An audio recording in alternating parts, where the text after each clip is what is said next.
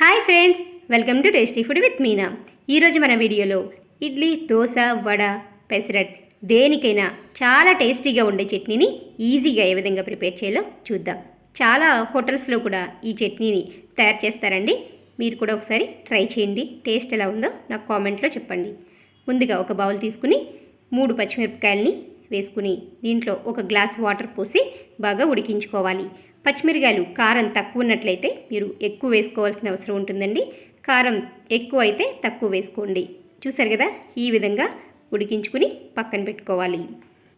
Mixie jar తీసుకుని దీంట్లోకి 3 వెల్లుల్లి రెబ్బలు, 1 కప్పు కొబ్బరి, 1 టేబుల్ స్పూన్ జీలకర్ర, 1/2 కప్పు పుట్నాలు, 1 గుప్పెడు కొత్తిమీర ఫ్రెష్గా ఉంటేనే మాత్రమే వేసుకోండి, అప్పుడే మీకు ఫ్లేవర్ తెలుస్తుంది. కొత్తిమీర ఇష్టపడిన వాళ్ళు స్కిప్ చేసుకోవచ్చు. మీ టేస్ట్ని బట్టి 1 టేబుల్ స్పూన్ సాల్ట్ని కూడా యాడ్ చేసుకుని మనం ముందుగా ఉడికించి పెట్టుకున్న పచ్చిమిర్చిని అలాగే అందులో మిగిలిన వాటర్ని కూడా యాడ్ చేసుకోవాలి. మీకు పులుపు ఇష్టపడే వాళ్ళు చింతపండు వేసుకోండి. అంతగా ఇష్టం లేని వాళ్ళు కమ్మగా చట్నీ ఉండాలనుకుంటే స్కిప్ చేసుకోవచ్చు. కొంచెం వాటర్ పోసుకుంటూ మన చట్నీ కన్సిస్టెన్సీ వచ్చే విధంగా ఈ విధంగా మెత్తగా రుబ్బుకోండి. చూసారు కదా, ఈ విధంగా రుబ్బుకోవాలండి.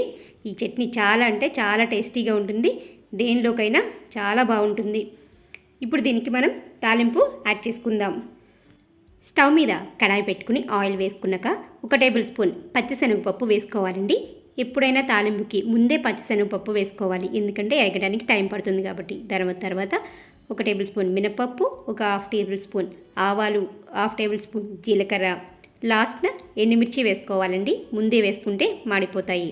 ఆ తర్వాత కరివేపాకు వేసుకుని ఈ తాలింపు వేయించుకున్న తర్వాత మనం ముందుగా రుబ్బు పెట్టుకున్న పచ్చడిలో కలుపుకుంటే చాలా టేస్టీగా ఉండే పచ్చడి రెడీ అయిపోయినట్లే.